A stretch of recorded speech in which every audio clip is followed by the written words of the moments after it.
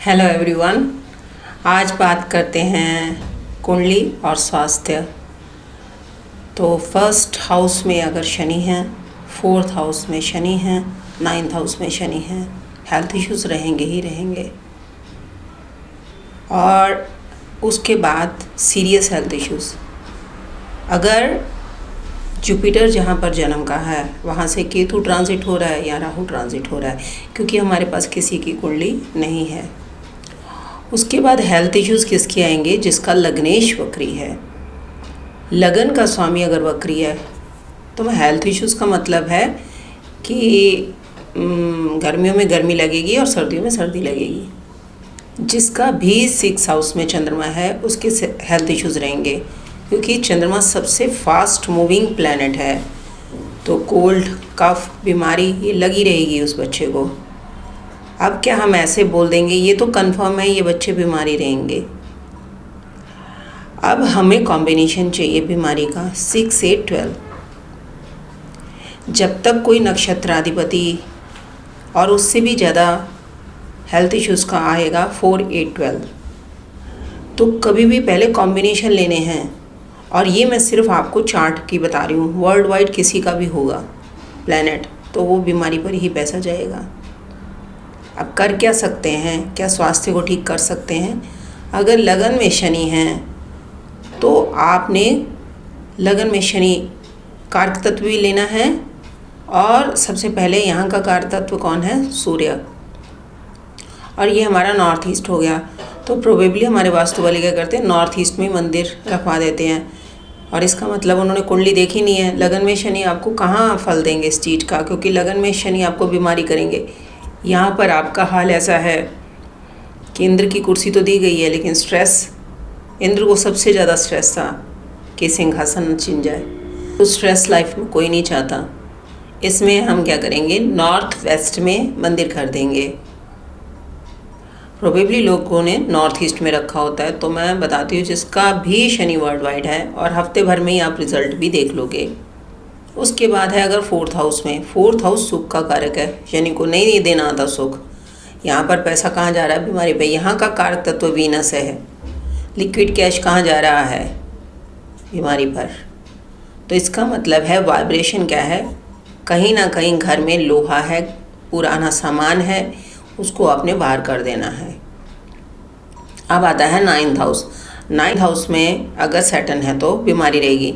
अगर ninth house है तो नाइन्थ हाउस ओरिजिनल ज़ोडिएक में भी गुरुदेव का ही घर है, और गुरुदेव यहाँ के कारक तत्व भी हैं।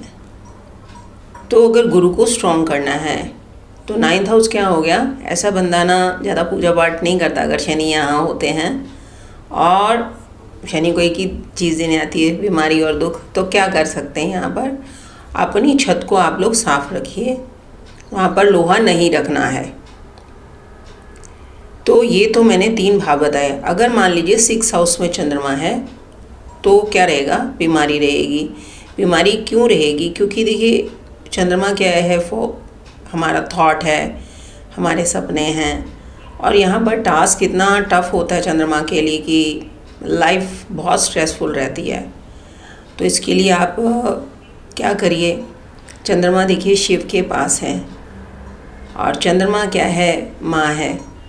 मैं ज़्यादा रेमेडी पर विश्वास नहीं करती, लेकिन फिर भी अगर आपका 6 हाउस में चंद्रमा है, ये लाल किताब का उपाय मैं आपको बता रही हूँ कि आप एक नमक का पैकेट साल में शिवलिंग पर चढ़ा कर आइए, क्योंकि यहाँ से प्लैनेट कहीं नहीं जाएगा।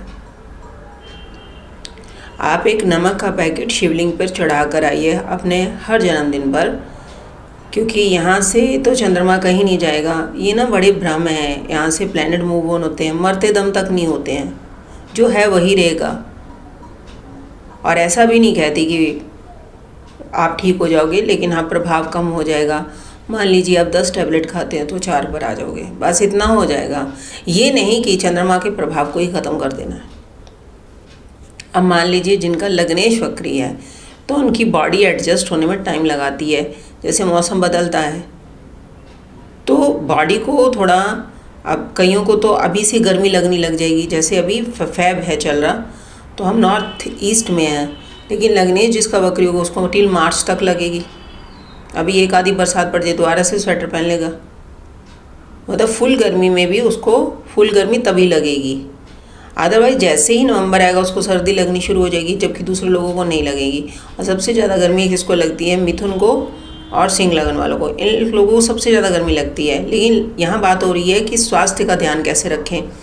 देखिए, कभी भी ज़ोडिएक बेल्ट सेम नहीं होती, हमारे पास किसी की कुंडली नहीं है, लेकिन फिर भी मैं आपको जितना बता रही हूँ इतना भी आपने कर लिया तो कम से कम क्या हो जाएगा, आप अपना ध्यान तो रखोगे।